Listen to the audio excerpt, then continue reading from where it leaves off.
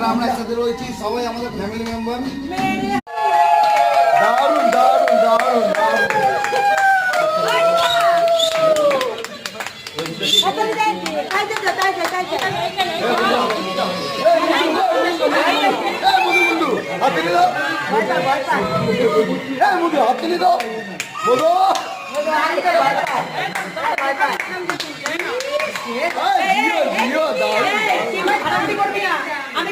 অসংখ্য আমরা family member এখানে উপস্থিত হয়েছি।